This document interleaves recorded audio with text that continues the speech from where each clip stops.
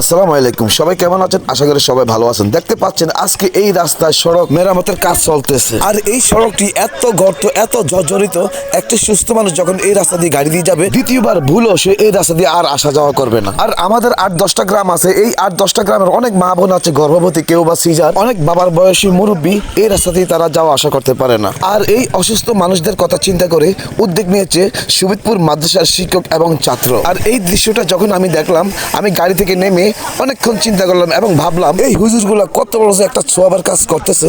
কারণ এই রাস্তা এতই জর্জরিত, যখন কোনো অসুস্থ ব্যক্তি এই রাস্তা দিয়ে যাওয়া আসা করে তখন তারা আরো বেশি অসুস্থ হয়ে যায়, কারণ এই রাস্তাটা এতই জর্জরিত। চাঁদপুর জেলায় বাড়ি আমার, হাড়িছেলে গ্রাম, শান্ত স্বভাবের ছেলে আমি, কাইয়ুম আমার নাম। বলছিলাম আমাদের কচুয়া এবং মিয়ার বাজার যে সড়কটি, এই সড়কের বেহাল দশা। আমি ধন্যবাদ জানাই ওই মাদ্রাসার শিক্ষক এবং সকল ছাত্রদেরকে, কারণ এরকম একটি ভালো কাজ আমি কোথাও দেখিনি।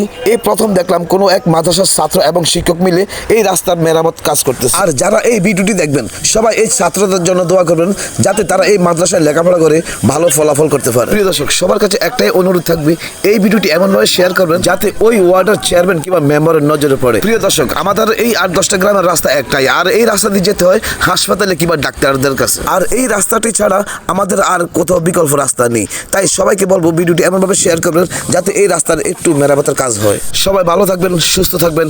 আসসালামু আলাইকুম।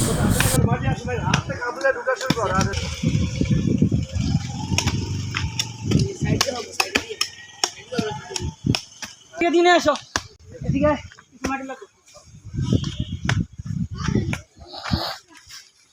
হালকা দে, এদিকে হালকা দে, বড় খাতা মাটি, বড় খাতা